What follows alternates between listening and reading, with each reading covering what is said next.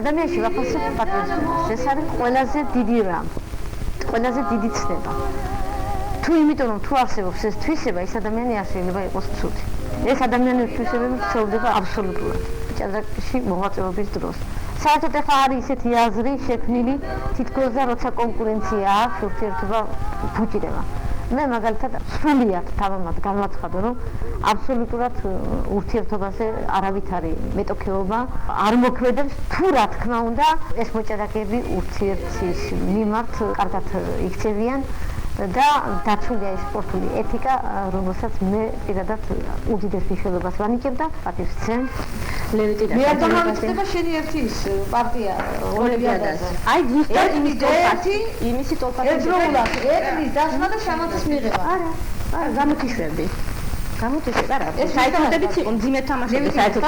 თუ დაახლოებით გედა პოზიციას ლევიტინად. აი ზუსტად ნანა, ეს შეზადის, ეს ზეფადის, ეს ბოტაშეს დავნებდი.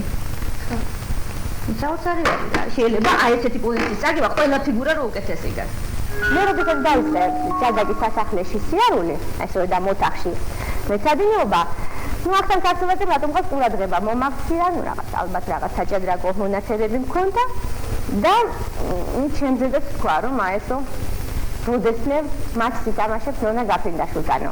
არ ვიცი ახლა თქვენ გახსოვთ თუ არა, იცით თუ არა, რომ 75 წელს მართლაც ესეთი მატჩი ჩატარდა და პირველად ჭადრაკის ისტორიაში, ქართული ჭადრაკის ისტორიაში ორი ქართველი მოჭადრაკე შეხვდა ერთმანეთს მატჩში მსოფლიო ჩემპიონის დონეზე. ეს ალბათ ჩემი ყველაზე მნიშვნელოვანი წარმატება არის, იმიტომ რომ ერთგვარად საეტაპო გახდა ეს მატჩი. ამის შემდეგ აქედან მოყოლებული უკვე მეოთხედ ქართველი საქართველოს წარმომადგენლები მსოფლიო ჩემპიონის მატჩში ერთმანეთს ეთამაშებიან და არც სხვა მოჭადრაკეებს აი ამ მნიშვნელოვანი საკითხის გადაჭრაში ახლოსაც კი არ უშვებენ.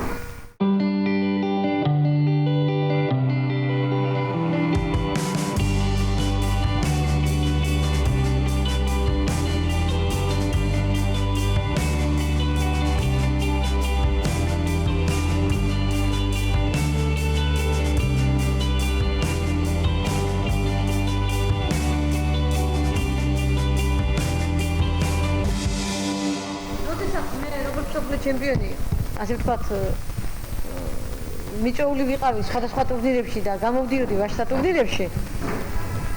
ძალიან ცუდ სიტუაციაში ვარდებოდი მე. ახლა კაცები ამბობენ, რომ ფსიქოლოგიურად ძნელია ქალთან თამაშიო და ჩვენ ამას განვიცდითო. კი, მაგრამ თითოეულისთვის ტურნირში ასეთი არის ერთი პარტია სათამაშო. და შეიძლება სრული მობილიზაცია გააკეთოს ადამიანმა და რაღაც დავუშვათ ზედმეტი ნერვული ენერგიის დახარჯვის ხარჯზედაც ასე ვთქვათ, მობილიზაცია გაუკეთოს თავის და სამაგიეროდ რა უნდა ეთქვა ქალს, რომელიც ხედავდა, რომ ყველა პარტია აბსოლუტურად ბოლომდე უნდა ეთამაშა მეფეებამდე. როგორც წესი, თვითონ ვიბრძოდი, არასდროს არ მიფიქრია, რომ აი ყაიმი გამეკეთებინა სპეციალურად. ეს ჩემი სტილი არ იყო და დღესაც არ ვთამაშობ ასე. არ ქონდა მნიშვნელობა ვის შეხვდებოდი. მაგრამ თვითონ არ ქონდა ვაჟი, რომელიც ეთამაშებოდა, ის დიდოსტატი იყო, ოსტატი, კანდიდატი. თვითონ ვაჟი როჟდებოდა, ის ეუხერხულებოდა ქალთან წაგება და ისეთი მობილიზაციით თამაშობდა. რომ არ დამავიწყდება კერეს ამ თამაშობ ჰასტინგში და ძალიან მნიშვნელოვან პარტიას მეთამაშება, მე ვთამაშობ შავებით. და კერეს ვერაფერი ვერ გააკეთა. კარგად ვითამაში მოკლედ. არა და პირველი ადგილისთვის იბრძოდა გლიგორიჩთან და მნიშვნელოვანი პარტია იყო. ვერაფერი ვერ შეურიგდა იმას, რომ თეთრებით ვერ მიგებს პარტიას. ახლა მე არ შევთავაზებდი, რა თქმა უნდა, კერეს ყაიმს და თვითონ ამთავაზობს. საქმე იქამდე მივიდა, სანამ მეფეები არ დაგვჭირდა, ჩვენთან ყაიმის შეთანხმება არ მოხდა. დღევანდელ დღეს უკვე ცოტა პროგრესია. პროგრესია, იმიტომ რომ ასე ვთქვათ, კაცები დარწმუნდნენ იმაში, რომ ქალებს თამაში შეუძლიათ ჭადრაკის და გაცილებით პატივისცემით გვეპყრობიან და ამიტომ უკვე აი ესეთი მეფეებამდე თამაში უკვე აღარ მიდის, უკვე პოზიციის მიხედვით გვეთამაშებიან და ამიტომ ქალსაც გაუაზრდა კაცებთან თამაშება.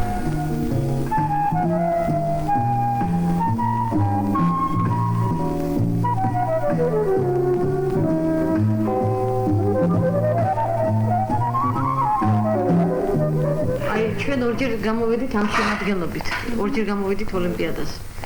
ერთხელ თითქოს და ადვილად დავიკავეთ პირველი ადგილი და თითქოს დაფრინდახ, იმიტომ რომ ეს მოხდა მხოლოდ დიდი ბრძოლის შემდეგ, რა თქმა უნდა, მაგრამ ყველას გამოგდიოდა თამაში, რაც თავარია, უხეშ შეცდომები არ მოგდიოდა. აი გადავლახეთ ადვილად ის დაძაბულობა, რაც თან ახლავს ხოლმე ამ ოლიმპიადებს, მაგრამ მე მახსენდება მალტის ოლიმპიადა. ფაქტიურად პირველი 4 ნომერი ვიყავით წასული. და ნუ სათუოთ იდგა ჩვენი მოგება. აი ამ ოლიმპიადის ბოლოს უდგა ფაქტიურად. ხო და აი ჩვენ ვლაპარაკობთ აი დაძაბულობაზე რაც ხელს გვიშლის ხოლმე ამ დროს. ვიდრე ჩვენგან მოელია მხოლოდ გამარჯვებისა. თქვენ რა გაგცათ ხოლმე ამის შესახებ. აი ნუ ოლიმპიადას გარდა იმისა, რომ გუნდში თამაში გაცილებით უფრო ძნელია, ის წურთი ქონდა, რომ პირველად წავედით მაინც საქართველოს ნაკრები. მე ესე ყოველ შემთხვევაში მე ჩემი ემოციებიდან ესე ჩამჭა. პირველი შემთხვევა იყო და ვალდებულები ვიყავით აგვიღო პირველი ადგილი. და ჩემი ცუდით ნონამ რო თქვა, ყველა კარგად თამაშობდით, ნუ ეხლა ჩვენ მაინც კარგად გვაქვს გულწრფელი. ნუ მალტაზე ყველას კარგად გამოდიოდა თამაში ჩემს გარდა. რამდენჯერ გამიშვეს იმდენი პარტია წავაგე და ერთი წევრის ცუდმა თამაშმა გამოიწვია ის, რომ მთელი გუნდი საფრთხის წინაშე დადგა.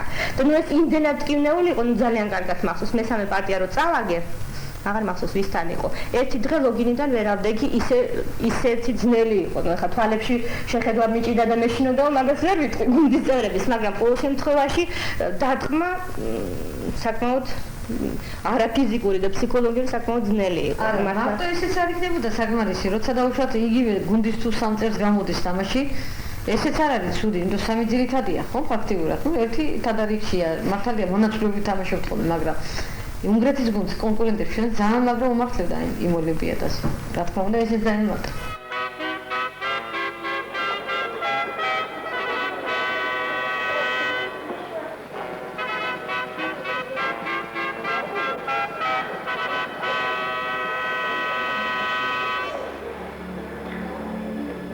Fides პრეზიდენტი ფლორენსიო კამპომანესი.